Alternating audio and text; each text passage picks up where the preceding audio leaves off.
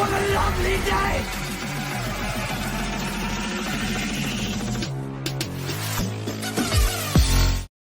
Welcome to Flat Earth Debate Live. I'm your host Nathan Oakley, and if you are new to this channel, or you've not done so already, then be sure to subscribe, hit the bell notification icon and join button if you'd like to become a Nathan Oakley 1980 channel member and keep up to date with the Flat Earth Debate. If you'd like to support the channel, there is a super chat that runs alongside each of these shows while they are live.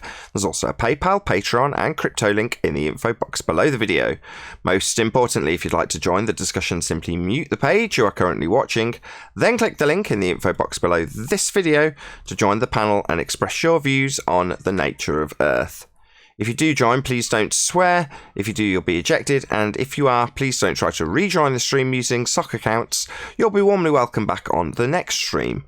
Please also share the show on social media. Sharing the show obviously increases the live audience, but this in turn increases the chances of a more diverse panel. So please share the show on Facebook and Twitter. And one last time, if you're new to the channel or you've not done so already, then be sure to subscribe, hit the bell notification icon and join button to keep up to date with the Flat Earth Debate. Now we are joined by Neil, 10th Man, Flatzoid, and a whole bunch of people in Discord. So welcome one and all.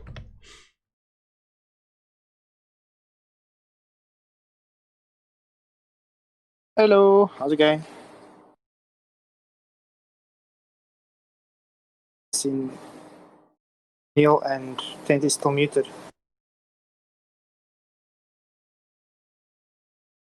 That is the least enthusiastic hello ever. Well done. Hope you're all proud. Good afternoon. Could you hear me? Well, yeah, we hear you. You were the only one who replied, Flatzoid. There's about 20 people here. Maybe something happened. No, there's about 20 people here. Just got you and you alone replying, and a minor Merble off Dave off in Discord. And that was it. That was my lot. That was a Monday morning welcome to the show. Live, I might add. Hey ho! I'm back. Sorry. It's okay. I'll be more enthusiastic next time. You couldn't have been any less enthusiastic this time, let's be honest. Should we kick off with a bit of housekeeping? Maybe that'll kick you all into gear. Any evidence of the R value? Earth radius? Formerly. No. Yeah, formerly, that's it. Nope. Formerly known as Earth curve, Nathan? Yeah, thrown you off completely, haven't I? I've asked you for the R value rather than Earth curvature first. And you're like, what? Yeah. Formerly known as what now? No, just the R value, the presupposition of the R value, Earth radius. Any evidence of the Earth having a radius? No. But datums. Nathan, datums. Datums?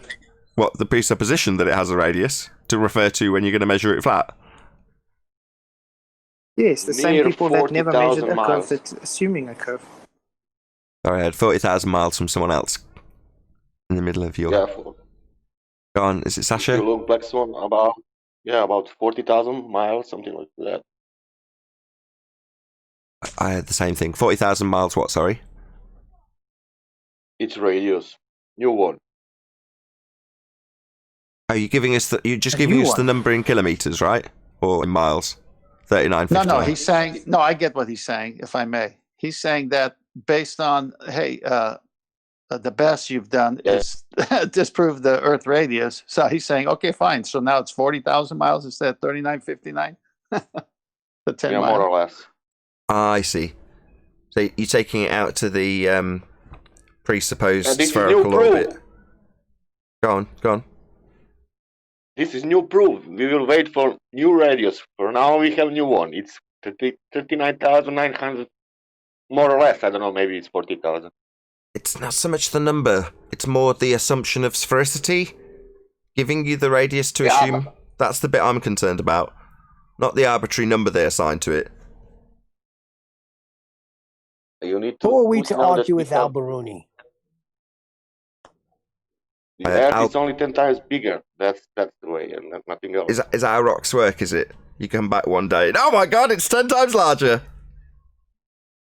Maybe it's bending. Sometimes. When you make photo, it's bending. Like a black swan, you know. In that day, Earth was bending. I see. These guys were a lot smarter than we give Them credit for. Come on, they had to know what they were doing, Nathan. I posted something in Master B by a surveyor, Jeff Golowski. Okay, it's up. Apparently, the Earth has more than one radius.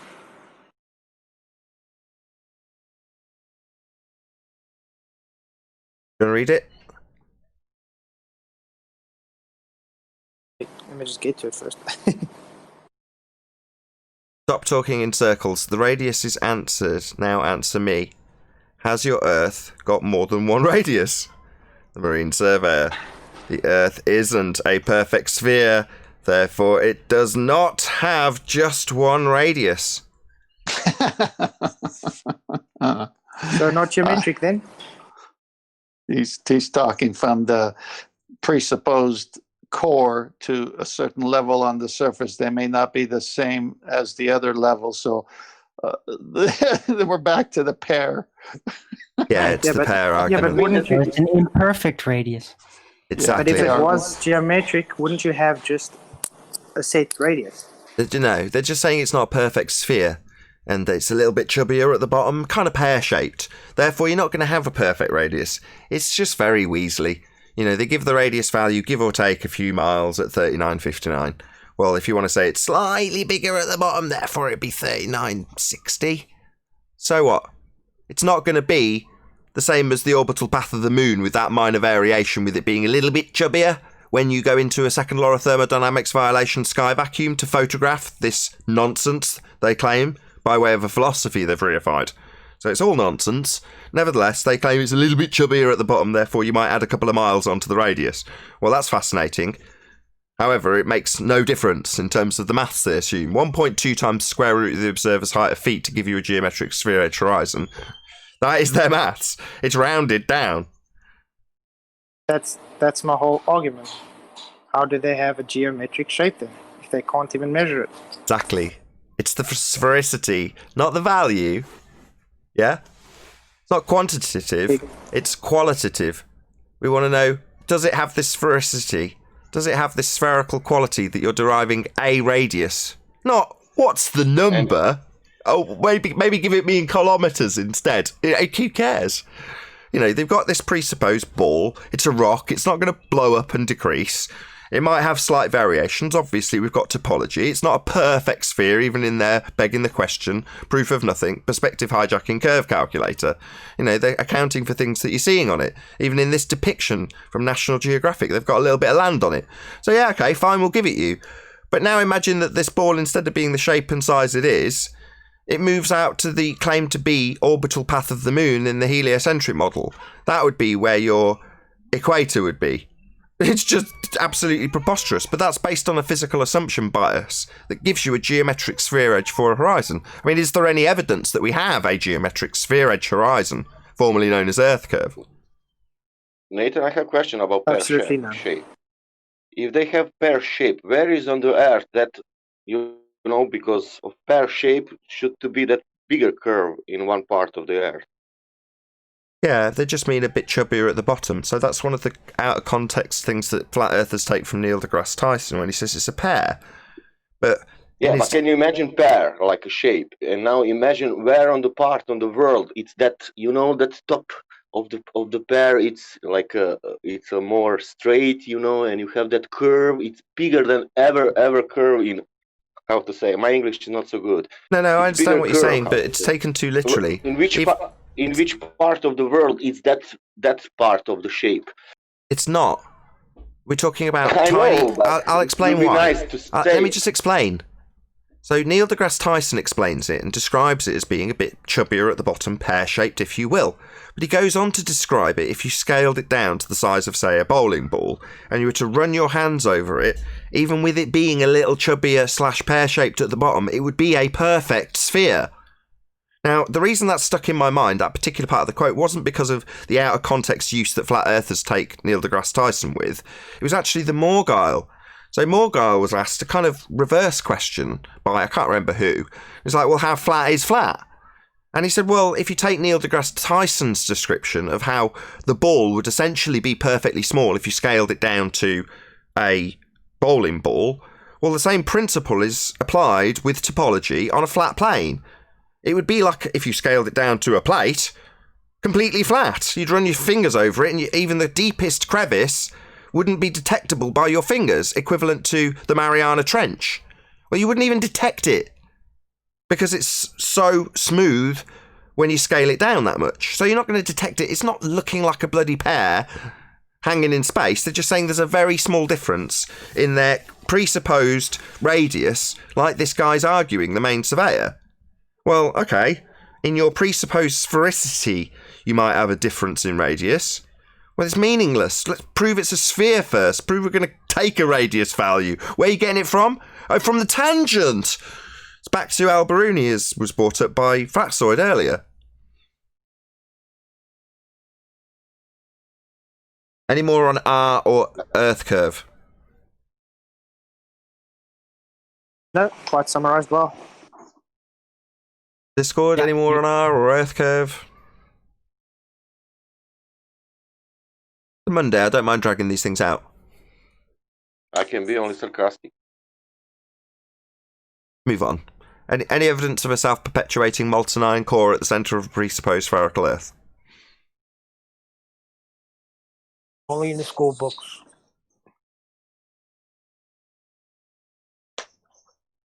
There's nothing there. All right, I'll do it. P waves and S waves. But have they actually confirmed those ideas yet? No, or are and they still based on old models that they also used to try and predict what they would find at the borehole? Right? No, Arwin didn't know anything about this 2 weeks ago. Now he's the expert. Not that much. Well, Just you're saying- phrasing it. You're phrasing it in the contrapositive. So you're taking devil's advocate point of view and phrasing it in the negative. So you're saying, would it be that their models were proven wrong? You even phrased it better than I did, which means you've got a good understanding of this now, right, Arwin? I mean, you said you had a cursory understanding of it beforehand, right? Well, I don't still know what actually P waves and S waves are roughly. I just learned a little bit of history of this borehole, and that they actually did make predictions, and that it's not just a singular end prediction they got wrong, but so many. So I'm just wondering, have they tried to test this new P wave S wave model yet with actual results?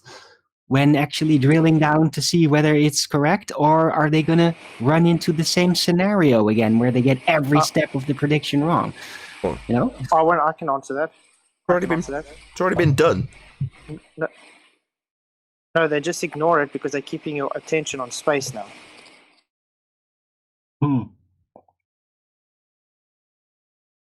All right. Any evidence that you can have gas pressure It's like what- without the necessary antecedent of a container? Impossible. No, entropy will increase. Entropy will increase, and thus the gas will fill the available space. But Nathan, in a vacuum chamber, gas goes down, goes boom, boom. When it's contained, though. No, it doesn't.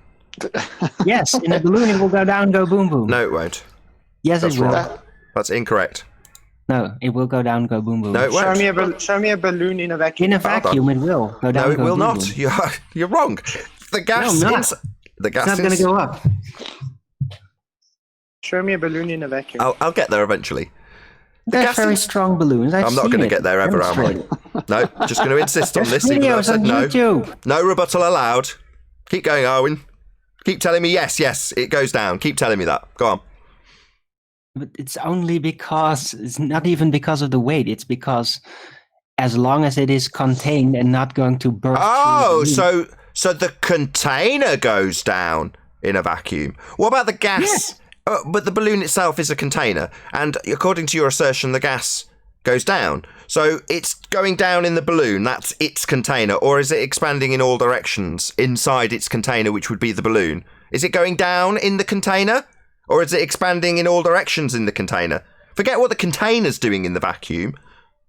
Right. But when we compare it to normal gas pressure situations, then helium will offset the density of the balloon and maybe something hanging on that to cause it to stay stationary, for example, at heights and all that because of the combined weight. But in a vacuum, it doesn't do that. Everything goes down as long as the gas can be contained, opposing the vacuum around it. No, you're wrong. You've just hello. No, that's incorrect. You've just reasserted the exact same thing incorrectly, and I'm going to readdress exactly the same thing, hopefully uninterrupted. No, the gas, in this case, if you say helium, is in a container. That container is called a balloon. And inside that container, the gas fills the space in all directions. It is not pooling at the bottom of the vacuum. It's inside a second container, a balloon, and is filling that space. It's not going down. You are wrong, Arwin. Sorry. No, I'm not wrong. I stated that was the first part of my statement. You're literally making my argument for me. Oh yeah, of course. I'm not trying to prove gas pressure without a container. I'm just saying gas goes down, goes boom, boom, if it is contained versus the vacuum that surrounds that container. And the container, that's, hold on, the balloon, that's made of gas, is it? No. So that's not gas go down, go boom, boom then. That's container go down, go boom, boom. Inside that container, though, the gas is expanded in all directions, in all vectors inside the container, the balloon. It's not going down. You've not got a saggy bit of balloon at the top and it all at the bottom like a pear, have you? So what if I stated that if you dropped through a construction in a vacuum chamber, either a empty balloon or a filled with helium balloon that can withstand the vacuum, basically prevent it from rupturing, that if there is long enough distance to fall, that the evacuated balloon without any gas in it would actually fall quicker? Who cares? It's a solid. Yeah. Within a container, gas can go down the balloon. If I take some bouncy balls, hold on. If I take bouncy balls and hollow them out and then fill them with helium and then bung them up so it stays sealed inside bouncy balls, and then I drop them, Owen, no. Right? The balloon is a solid container, and you can still see the principles of what the gas will do inside a container. Right? Well, the balloon's a container. Right. Well, as long as the gas has found an equilibrium within the container, it's in its entirety can definitely go down, go boom, boom. What, the container? The solid container? The solid container around the gas that we're talking about? Yeah, because the gas fascinating. In the a container contained go state down has a higher density than a vacuum that surrounds it. Okay, I've got no issue with anybody asserting container go down, go boom, boom. No problem. Gas, on the other hand, does not do that. Gas is in the container, though. Yeah, it's got to be in a container. That's right, Arwin. Without the container, it's going down, go boom, boom with the container. Now, whether you speculate whether it's because of the container or whether because the entire thing, including the gas, has a higher density in relation to the medium it's in, the vacuum or near vacuum, that doesn't really matter. I'm just saying it's going down, go boom, boom, because I like to say that. I see. So because it's true. Okay, hold on. We'll just round this out. Hold on, let's just round this out. So in the fundamentalist religious zealot world of a sky vacuum with Earth as a sphere with gas on the outside of it, what's the container in that scenario? It would have to be some kind of balloon. Or otherwise the gas would not stay boom boom because it would be before this vacuum of space. Hold on. Before this descends into farce. Before it descends into farce. So hold on. Oh God. Before it descends into farce. Are you asserting that Earth has a balloon around it to keep the gas here away from the vacuum? It would have to. No balloon, no gas pressure. I see. Or there's just no outer space. So it's either way Earth is contained versus the outer space of vacuum, or there is no outer space. It's going to be contained either way by some kind of balloon if you insist that the Earth is a globe. Hold on, I've got my Ladybird Book of Space in front of me. I'm just looking through, just 1 second. No, it doesn't have a balloon around it. Not according to the Ladybird Book of Space. But gravity dome. It's gravity dome, remember? No, but that doesn't work. Gravity's not a force. Any scientific evidence of gravity? What is No, Well, gravity? even if you would think of it as a force, I've actually stated this on my show today, before the flat Earth debates, that even a black hole would theoretically not find enough gravity to prevent gas pressure from expanding in all directions because of the strength of the gas pressure expansion versus a literal endless outer space. And endless is stronger than non-endless gravity in a But black hole, Owen- which would be extreme. Can I ask Owen a question? So Yeah. Owen, what is gravity? it's something you can think of as a force when you want to. Cool. Is that it? Yeah. Any single viable hypothesis from any of the fields of astronomy, cosmology, or astrophysics? Not yet. No, they keep avoiding us like the plague. Did you want to add something? Is it Heggy? Or are you just pleasuring us with your background noise? Oh, sorry, I thought I was muted. Sorry. No, you're not. Any single viable hypothesis from any of the fields of astronomy, cosmology, or astrophysics? Anybody at all? Well, when I do ask them, they avoid me like the Black Plague. Plague? That sounds like a phenomena. You usually avoid the plagues, don't you? Or study the cause, if you want to do science. So you would have an hypothesis for that? Yeah, you'd figure out what you think causes plague, your natural phenomena, and then you'd vary it, manipulate it as a researcher, to see if it causes the effect. If you vary what you think causes plague, and it causes plague, then you've got the cause of plague, affirming your alternative hypothesis, scientific prediction. Or if you vary what you think causes plague, and it doesn't cause plague, you validate, that would be prove, your null hypothesis. Your if A, not B. So at the end of that process, you would have a proof of something. Because science proves things. That's all it does, in fact. Proves your hypothesis. Either your null or your alternative gets proven upon systematic experimentation. It's the only point. Proving things. What's that, you say? Vsauce? Science doesn't prove things. Oh, wow, so we still have scurvy then? Wasn't validated scientifically that the lack of vitamin C causes that. Yeah, it was. That was definitely proven with science. But we have liars. People who will deceive you into thinking you live on a spinning sphere flying through a vacuum in violation of natural law. They will tell you that science doesn't prove things. Because they've claimed science so often when they didn't have any, that now they've got a little seeming get out of jail card that we're here to call. No, telling people that science and empirical method only designed to prove things doesn't prove things makes you an abject fool or a liar. I'm going to call him a liar. Vsauce Michael, that is. So that we know then. Yeah, he's probably in the know that he's lying, and he has this forked tongue effect on him as well. So, Well, they all know they're lying because when someone says science doesn't prove things, even the dead get up and slap him in the face. Makes no difference in terms of this, how that information reaches the general populace. Publish and be damned. If you're wrong, you're wrong. And it's like when you take ownership of an argument. It's not the case that you can suddenly blame the source when you get annihilated because you've got a poor understanding of the argument, or the argument failed to begin with and you just didn't recognise it.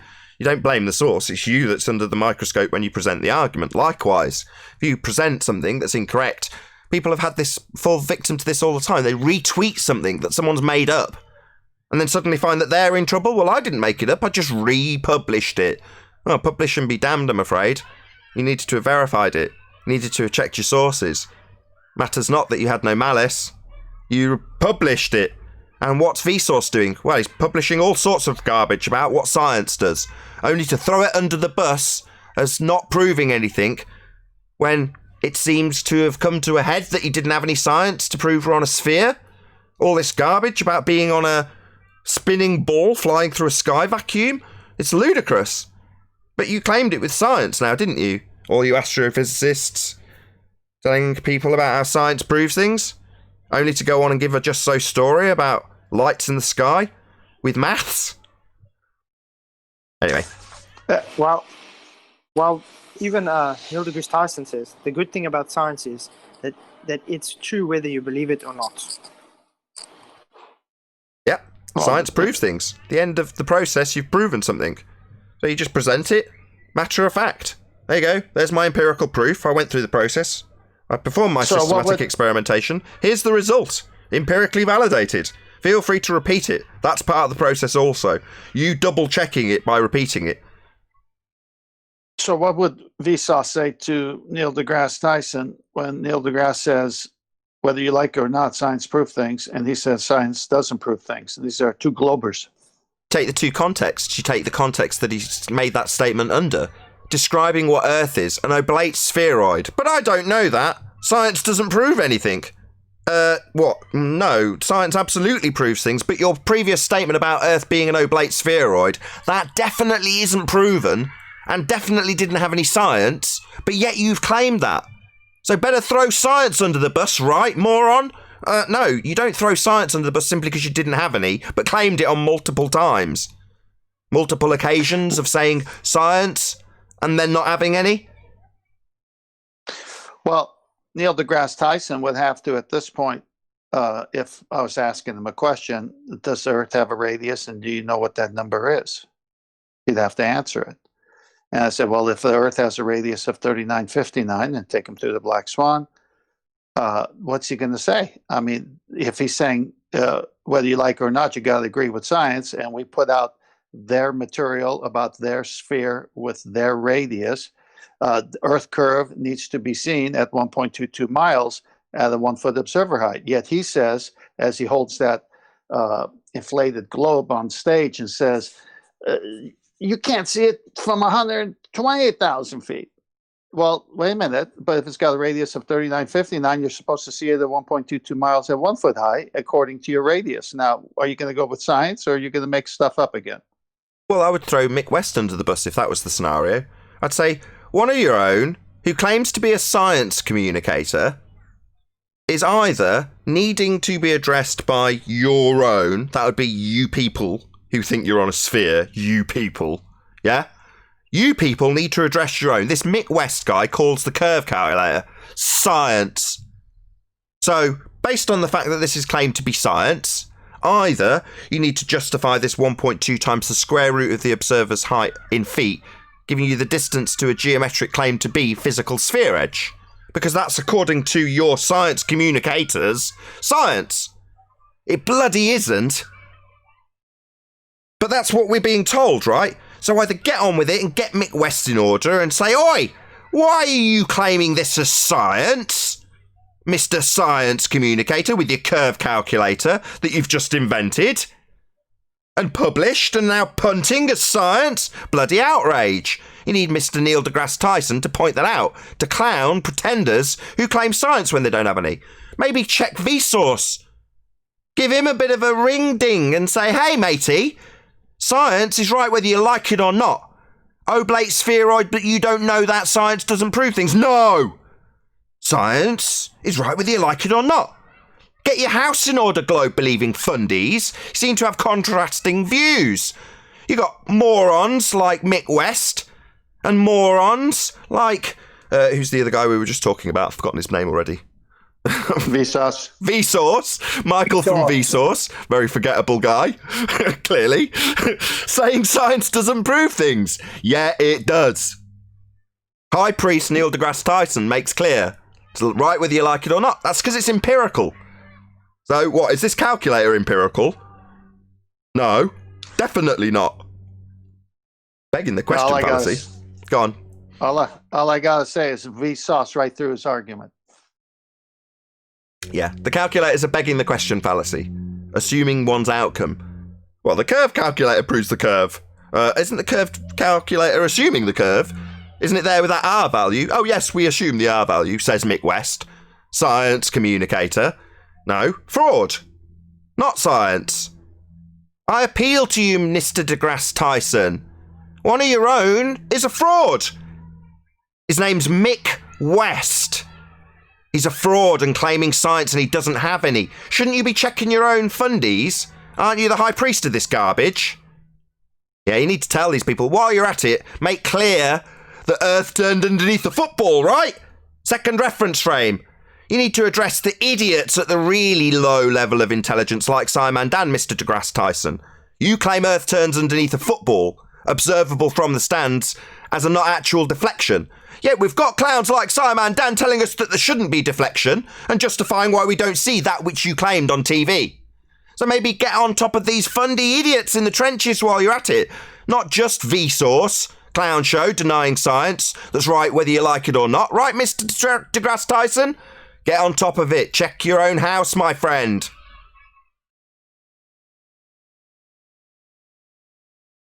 Yeah, he's got to get his house in order. Yeah, they do need to get their own house in order. Any evidence of the distance to the sun? Good morning, peeps. Hey, chocolate. Hey, chocolate. Chocolate, you know No, you're more no. tangible than the sun. No evidence for the distance to the sun. More You tangible. would think in the year 2020 that they have some sort of distance, but they don't. They haven't assumed distance. Well, it's based on the R value that they don't have, so no, they're wrong even with the assumed. Kepler's third law. Yeah, you'd need to assume one of the lights in the sky has the same value in terms of sphericity as a presupposed spherical Earth, with its R value. That would be Venus.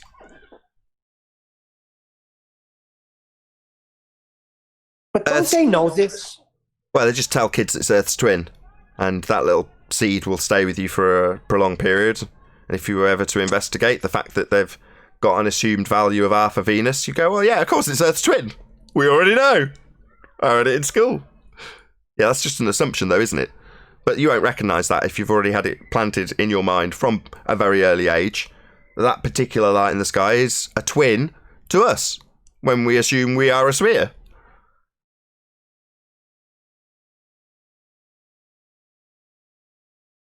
Any evidence of axial rotation of the Earth-based variety? No. No Earth-based Coriolis. Only the celestial demi-sphere is rotating. There's Well, 15-degree movement. The latest argument. The latest argument is you shouldn't see any derivation, so no Oh, right. Coriolis. Yeah, that's not a new argument. Them claiming, no, we shouldn't see 15 degrees an hour deviation as Earth rotates underneath. You're like, that's the claim that's supposed to be proving it spins, though. No deviation, that was Simon Dan's tact. He said, look, your reference frames, number one, they're not my reference frames. It's you with a globe claim that's using reference frames. Nevertheless, he says, your reference frames, not my claim, are ruined. Here's a demonstration that doesn't show drift. It's like, I claim nothing with reference frames at all. Globers, on the other hand, Simon Dan, yeah, Globers claim there is drift at 15 degrees an hour. So why are you showing me no drift? No drift. Okay, that's excellent. Welcome to Flat Earth, Dan. Yeah, we say there's no drift too. Yeah, you don't see drift in an aeroplane. Earth's not turning underneath it at 15 degrees an hour. You don't see drift under a drone because Earth's not turning underneath it at 15 degrees an hour. You don't see drift, do you, Dan? Right, no drift, right, Is that Dan? what he said? Did he say your reference frames? Yeah! Because he's heard the debunking, us pointing out that Earth isn't turning under aeroplanes, and he's like, you claim Earth should turn under aeroplanes. Look, there is only one reference frame. Stuff doesn't drift. Oh, really, you moron? Well, you're supposed to be proving 15 degrees an hour drift, not showing us no drift. These idiots don't know their own claim. My appeal to Neil deGrasse Tyson. Mr. Tyson, right? deGrasse Tyson. Explain to the fundies at trench level that you think that a ball gets kicked and Earth turns underneath it, right? It seems to drift from the stands because the Earth has claimed to be turning underneath it. Well, they all seem to be telling us, no drift, right? Well, I don't know if this is science, whether you like it or not, right, Mr. deGrasse Tyson, but your claim definitely has Earth turning underneath a football. And they seem to be denying it. Simon Dan stands in direct contradiction of High Priest deGrasse Tyson. So let's get it on, boys! Neil deGrasse Tyson versus Simon Dan. Simon Dan says no drift. Neil deGrasse Tyson says Earth turns underneath a football, 15 degrees an hour. So who's right? Is it High Priest, highly televised, highly acclaimed Neil deGrasse Tyson, or the elf-faced prick Simon Dan? Well, let's be honest, neither of them right. Earth does not turn. Not turning underneath, not assumed to be turning, with no reference frame deviation, as Simon Dan claims. And if it was turning underneath the football like Neil deGrasse Tyson claims, then you'd look up at the aeroplane and see that drift also, because like the football, it's not attached. And Coriolis is you observing things from a spinning reference frame, and observing things not attached seem to drift, like aeroplanes if they're not attached, and hot air balloons if they're not attached. Of course, if that was the case, you'd take off in an aeroplane, and if you were travelling west, the continent you were travelling to would come towards you, and you'd have massively reduced flight times. Your hot air balloon would go up and hover, you'd have a nice casual day in a calm breeze, maybe, and then you'd land and you'd be in a different country, because Earth's claimed to be turning underneath by Neil deGrasse Tyson, giving you 15 degrees an hour drift. That's what he claims. Dan says no drift. Maybe Dan should be correcting Neil deGrasse Tyson, or maybe Neil deGrasse Tyson should be bringing his house in order and saying, no, Earth turns underneath a football and a drone and an aeroplane. It's not actual drift, it's just us turning underneath it that gives us that effect. So that we can pummel Tyson and point out that that would shorten flight times, and at the equator you'd see a drone drifting away from you at 1,000 miles an hour as it hovers. It's not actual drift, it's you spinning underneath it. That's what Coriolis is. And is claimed to be happening according to Tyson. Ball gets kicked from the stands, because you're turning underneath it, attached to the turning reference frame he claims Earth is. And you see the ball seem to drift through the goal, because Earth turned underneath it, moving the goalposts. And would also move Earth underneath an aeroplane that's also not attached. Of course, that does not happen. But the reason Simon Dan is telling us that there's no drift is because there isn't any drift. There's supposed to be drift and isn't any drift. So idiots like Simon Dan tell us, no drift. We wouldn't expect drift at 15 degrees an hour to prove Earth spins. That's what he's claiming, because we point out there isn't any, and he goes, yeah, we wouldn't expect any. Yeah, you would. You'd expect 15 degrees an hour, Simon Dan. There just isn't any, as you rightly correctly identify. No drift, even though there should be 15 degrees an hour to prove it spins. Earth isn't spinning, ladies and gentlemen. And this convoluted nonsense between high priests like Tyson and trench-level idiots like Simon Dan is akin to the fact that there isn't any drift. Earth is not spinning underneath anything. It need to be, though, to have Coriolis effect, and that's what they claim we have. But it would shorten your flight times, and it would have your drones whizzing away from you at 1,000 miles an hour as you turn underneath it when it hovers on the equator. Preposterous nonsense that doesn't happen. I don't think they think things through when they say things. Sounds like Dan's reference frames have been destroyed by Dan himself. Very good, Simon Dan. I think you're right. Maybe they should have a debate between them just to figure that out. Seems like y'all still got shit y'all need to iron out, but yet still continue to ask us for our model. Reification fallacy? Nonsense. You guys can't even get your own model straight. That's hilarious. Maybe I can appeal to my audience. Maybe go and ask Simon Dan, are we supposed to have 15 degrees an hour drift as Earth rotates underneath so that we see an apparent deflection? Because that's what's claimed by Tyson. You spin underneath a football and see it seem to drift because the goal moves under the ball. That's Coriolis effect. Well, when Dan gives a demonstration that doesn't show drift, why is he giving us that demonstration? Maybe we can appeal to him to explain. Coriolis is drift, 15 degrees an hour, and he's saying your, not mine, Dan, yours, your claim, your reference frames, are destroyed. Well, you need reference frames for the Coriolis claim. So they're not my reference frames, but if these required Coriolis 2 reference frames have been destroyed, Dan, well, how are you claiming 15 degrees an hour? It makes no sense. I know why. It's because he's thick. Simon Dan is thick, stupid. Another level of unbelievably idiotic. You know, I can't think of better words than idiotic. Reference frames that you use to claim a globe that spins have been destroyed, according to Simon Dan. So praise be to Shiva, Dan has destroyed the claim of 2 reference frames. That's what he's done. So maybe we need clarity from Simon Dan. Your reference frames, 2 of them have been destroyed, have they? No drift, Dan. Give us clarity, Dan. Because you're quite popular. How that's ever the case, given how unbelievably stupid you are, I have no idea. Maybe you appeal to people as stupid as you. Obviously. There's far more stupid people out there who just go, yeah, no drift, Dan. Hello, 15 degrees an hour is what you require. But maybe Dan will give us some clarity. Maybe we should pressure Dan to give us some clarity on the reference frames being destroyed, given that he needs 2 of them and a drift at 15 degrees an hour to prove Earth spinning. Earth's turning underneath. That's what Coriolis is. You attach to a reference frame that spins, watching something not spin in an inertial reference frame. That's 2. Count them. You spinning, not inertial. That's 1. Inertial, not attached. With your 15 degrees an hour, not actual drift. That's 2, Dan. So when you say reference frames destroyed, well, better let Neil deGrasse Tyson and every other fundy know. No drift. What did Bob prove again? Bob Nodell's supposed to have proven 15 degrees an hour drift, Dan.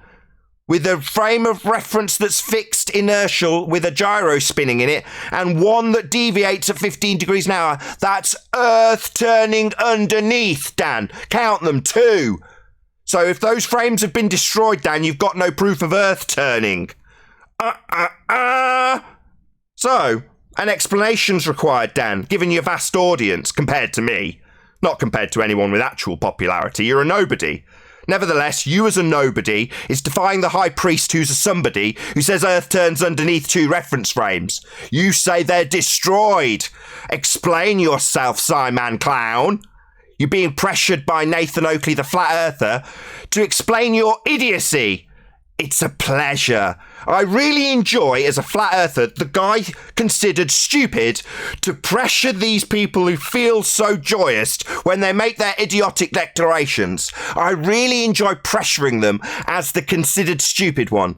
So the stupid guy's having to point out to you that Neil deGrasse Tyson claims Earth turns underneath, Dan, 2 reference frames. Yeah? How stupid does that make him?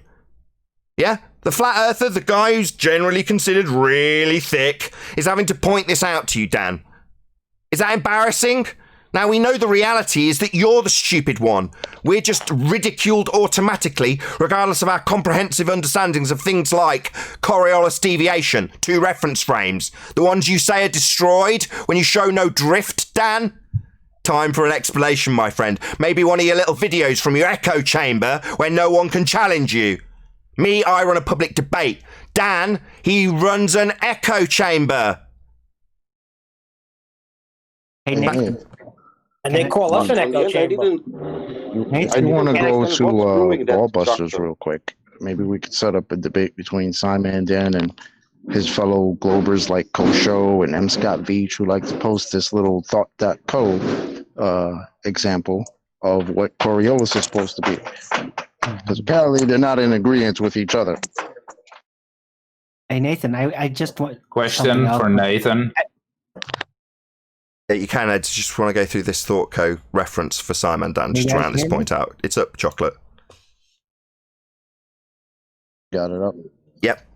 So, yeah, so thoughtco.com, the object is not actually moving off its course. It only appears to be doing so because the Earth is turning beneath it. Causes of the Coriolis effect. The main cause of the Coriolis effect is the Earth's rotation. As the Earth spins in a counterclockwise direction on its axis, anything flying or flowing over a long distance above its surface is deflected. This occurs because as something moves freely above the Earth's surface, the Earth moves east under the object at a faster speed. That's a description of two reference frames. Dan seems to think these reference frames have been destroyed. He also thinks they're my reference frames, even though I'm not making this claim, because he's an idiot and doesn't understand the burden of proof. In this example is his, with his reference frames. Yeah, he's stupid. Go ahead, Ed. What did you want? Right, so if everything spins with the Earth, including the everything doesn't spin with the Earth. No, don't beg the question. Frame? No, everything doesn't spin with a presupposed spinning Earth with everything spinning with it. No. Don't beg the question in your first statement if everything spins with the Earth. So we're assuming Earth spins and assuming everything spins with it, Ed. No, that's called begging the question. You didn't last very long with this assertion. 3 seconds before you beg the question. You didn't hear what I just read. Before you cut me off, you mean? Before I pointed out that if Earth spins with everything else, number one, that wouldn't give you Coriolis deviation. That's one reference frame. Number two, it's a begging the question fallacy. You're trying to prove it spins, and you're starting your premise with if Earth's spinning. So begging the question, you clown show moron. A logical fallacy. Yeah, I'll cut you off. Yeah, I'll cut you off at the knees with your logical fallacy. I'll point it out for the audience that you beg the question and assume that Earth's spinning the very thing you're trying to prove. Don't you like me cutting you off at the knees? Oh dear, that's a shame. Logical fallacy, begging the question, dickhead. Sounds like somebody should have been on Ballbusters this Saturday. Right, so where's the second reference frame, Nate? The second reference frame you're claiming to prove Earth spins. I don't claim it. Again, like Dan, the thicko, you seem to be asking me where my reference frames are. Do you not understand that this is your requirement to have reference frames? To example one that's separate and turning underneath? That's your claim. Not mine, you idiot. Are you as stupid as Simon Dan? Do you think these are my reference frames, you idiot? Wow, you're just as dumb as Simon Dan. Not my reference frames, idiot. There are two. Why are you fundy muting me? I'm pointing out your error and you're fundy muting me. Not my reference frames. I don't require frames of reference to claim anything. So when you ask me about my reference frames, like Simon Dan, the complete imbecile, they're not my reference frames. He asserted that your, meaning my, reference frames are destroyed. They're not mine. You use reference frames, fundy clown show, to claim Earth turns underneath. It doesn't, or flight times be reduced. Yeah, you claim two reference frames. I don't claim two reference frames. This is not my claim. Maybe moan while I'm pointing out for the second time that you are reversing the burden of proof. It's not my claim. I don't need reference frames for anything. You do. Your claim. Imbecile. Simon Dan follower. Not my claim. Yours. You need reference frames. Oh my God, are you done? Fundy mute time. Third time's a charm, retard. Seems you can't comprehend because you can't listen. This is the third rendition. I'm not claiming reference frames to prove Earth turns underneath when that would shorten flights going west. I'm not claiming that. That's your claim, debunked by anything. Just leaving a claim to be spinning reference frame. Second to the inertial reference frame. Your claim, not mine. Are you really as stupid as Simon Dan? Yeah, they don't even realize. In your attempt to debunk Coriolis, you claimed two reference. I'm not attempting to debunk Coriolis. Another factual error by a moron. Coriolis is real and not actual deflection you observe from a non-inertial spinning reference frame. Throw a ball from a roundabout, you experience Coriolis because the ball isn't attached to the roundabout. You're spinning under the ball. That's real. I'm not attempting to debunk that. You, however, claim Earth does that. Any more inconsistencies and errors? Did you understand that? That was 3 errors leveled at my door, incorrect assertions that I've made claims I haven't, claims I'm trying to debunk things I haven't. This guy is a total asshole. Apologise to me immediately for the 3 errors you laid at my door incorrectly. I'm not trying to debunk Coriolis effect. That was the last one. Definitely an error. Definitely not something I'm trying to debunk.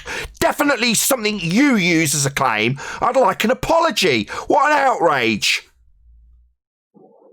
You didn't let me finish the question. Suck my balls. Get the fuck out of my hangout. These wankers have come here to level absolute nonsense that I do not claim at my door. Now, on 3 separate occasions with my blood elevated, I've pointed out his errors. Yeah? I'm not claiming reference frames. I'm not making any assertions. I'm debunking theirs. But yet it's levelled at my door that somehow I've got reference frames that need to be destroyed. No, not my claim. I've pointed that out to him on probably 4 separate occasions. He's not acknowledged it. This incorrect garbage he's just lied and laid at my door through his errors, inconsistencies and ignorance. Wrong, my friend. No. He's then gone on to claim that I'm trying to debunk Coriolis effect. No, I am not. That's also incorrect, down to his lack of understanding of what I'm actually doing and what Coriolis is, a real effect we don't have on a spinning claim to be Earth. That's what I'm debunking. His claim of 2 reference frames, one with Earth turning underneath that doesn't happen. That's what I'm debunking. Again, I've corrected it. And his response is, you haven't let me finish. What? Claiming that I'm debunking Coriolis effect? I heard him! But I'm not going to get an apology, am I, by these total bastards who lie about me, claim I'm a moron, and then go around declaring you can pour bloody bouncy balls into fish tanks to represent unbonded gas, or pumping gas into pipes. No apologies from these fundy fuckwits. Just an endless diatribe of their nonsense assertions that we don't claim. So, to summarise, Fred, we don't claim reference frames. You fundy idiots who think you've got a turning Earth, turning underneath an inertial reference frame, you need 2 reference frames. The issue being Scientism says they've been destroyed. So there's a bit of a disparity here. Dan saying reference frames destroyed. Neil deGrasse Tyson says Earth turns underneath. That would shorten flight times. Somewhere in the middle of this nonsense, everybody who's claiming Earth turns is wrong. And you want to start your assumptions, Ed, with saying, well, if Earth's turning and everything's turning with it, a begging the question fallacy. It's all we bloody get. I told you that like misrepresenting people. Yeah, it's got to be frustrating. But that's funny that he decided to speak up right after I read a citation that's provided by these guys, these clowns, of their own claims, as how things in the air would move freely as the Earth turns underneath them. So, yeah, but Chocolate, if you read that whole, reference, you can see they contradict themselves in the whole article anyway. yeah, of course they do. But they started off with naming it as an illusion, right? Due to things in the air moving freely as the Earth spins underneath. So that's 2 reference frames from the get-go. Yeah, so a demonstration of this would be you jump off a roundabout and the roundabout moves underneath you, right? That would be the example. And they're saying Earth does that. You jump off Earth and Earth turns underneath. 15 degrees an hour to be exact. That's their claim. Earth turns underneath. There it is, black and white. Earth turns beneath it. Very simple. Here's Simon Dan. And he's saying, you and your, thicko, not mine. No, yours, idiot. Not mine. No, this is idiotic. Stupid Simon Dan. Bad dog. You and your reference frames, actually him and his reference frames, have been ruined. Ruined, you say? Sorry, Simon Dan, ThoughtCo's making it clear that 2 reference frames, Earth turning underneath. So roundabout turns underneath. So tractor moves underneath, right, Simon Dan? Oh dear, Simon Dan says no drift. So, tractor not drift, not pulling away from the man, not turning underneath. No, Dan, this is not Coriolis. This is pissing in the face of what ThoughtCo and Neil deGrasse Tyson say. What gives, Dan? No drift? We're going to need an explanation from Simon Dan. No, they just need to get together and work out their shit. Yeah, with their shit's worked out. They claim 15 degrees an hour. I know the rhetoric. The fact that Simon Dan the idiot doesn't know his own rhetoric and is telling me that my reference frame claim is destroyed by showing no drift, he needs to get his shit together. There's supposed to be 15 degrees an hour drift, Simon Dan, and this is a big problem because we often get told, like today by Ed, that he's going to assume Earth and atmosphere travel together, no drift. Just like Simon Dan's claimed. So there's a massive problem here. Half the fundies think no 15 degrees an hour, no drift. Simon Dan's one of them. He's wrong. The actual fundamentalist religious zealotry asserts there is drift. Claimed at 15 degrees an hour, parroted back at us, that has been proven, according to them, by Bob Nodell with a gyro. 15 degrees an hour, 2 reference frames, Earth turning underneath the gyro. That's drift. That's 2 reference frames. Dan here, and a lot of dicks like Ed, say no drift. Earth travels with atmosphere. No deviation. Like this bouncing man not drifting. So, clown show, we need to figure this out, don't we? Is it Earth doesn't have any proof of spin, there isn't any drift? We just beg the question. We just assume in the face of multiple directions of surface winds that Earth and atmosphere travel as one when we assume it's spinning, not giving you any visual or acquirable proof it's actually spinning. None. In the face of the rhetoric that says we get 15 degrees an hour. So is that what you're going to do? You're going to piss in the face of your own rhetoric like Neil deGrasse Tyson says? Or are you going to toe the line with Tyson? Tyson says Earth turns underneath.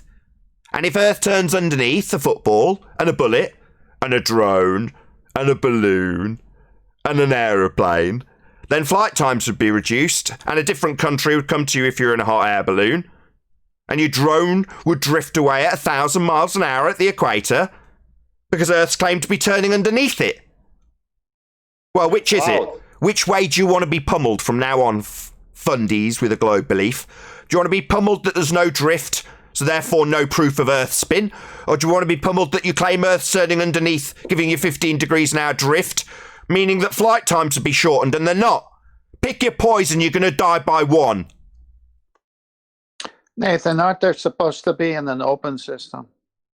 Yeah, but if that was the case, we'd have no gas to breathe. Gas would fill the sky vacuum. Trouble everywhere they go. See, Simon Dan, if you're trying to say it's like being in the car with a coffee cup with the windows up, that's a closed system. How's your Voyager or so-called spaceships getting out into pseudo space that doesn't exist, meaning outer space with a vacuum, not the heavens above us that are directly. So you got a problem here, Dan. You either have an open system or a closed. And if air and Earth are moving as one, that can't work in an open system. Yeah, It's an open-closed system. That's a contradiction in terms, violation of the law of non-contradiction.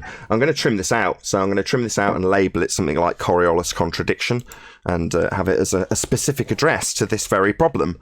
You can either have Earth turning underneath, which would shorten flight times, debunking the notion Earth's turning underneath, or no drift, Earth not turning underneath, proving it spins.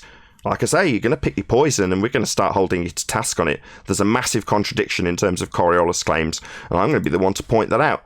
We'll discuss it in the pre-show, but with that, I'm going to say a huge, massive, enormous thank you, first and foremost, to both Discord and G+ panels for making today's live show possible. If you are watching this on either Nathan Oakley 1980 or Nathan Oakley channel, then the premiering stream, then stay tuned as there will be an after show to follow. I think there's actually been quite a few super chats that I'm going to read out, so let's just go back to that and read out a few of the super chats if I can. Let's see how I can get this up. 1 second, bear with me. I know there's a few super chats that went by while I was ranting on about Coriolis effect and Simon Dan, but this contradiction's come to a head, and prior to now I don't think I had a good enough understanding to be able to really rail on these fundies for their nonsense, and now I do. I'm gonna. Why not? So, massive shout out to Retro Bill. Says, the only closed system Simon Dan knows is the rubber room he lives in. Yeah, that rubber room echo chamber, indeedy do. Let's see if I can scroll up and find another super chat. If not, I'm going to once again ask you to stay tuned if you're watching on a premiering stream, but hopefully I can find that other super chat that did whiz by. If my mouse will go fast enough, scroll. No, I've got to the top and it's not there. I'm really sorry. Massive thank you to whoever did smash the super chat. I'll maybe thank you in the after show. Stay tuned if you're watching in on either premiering stream. As I say, I've been Nathan Oakley. Another massive thank you to today's Discord and G+ panels, and I'll see you all in the next video.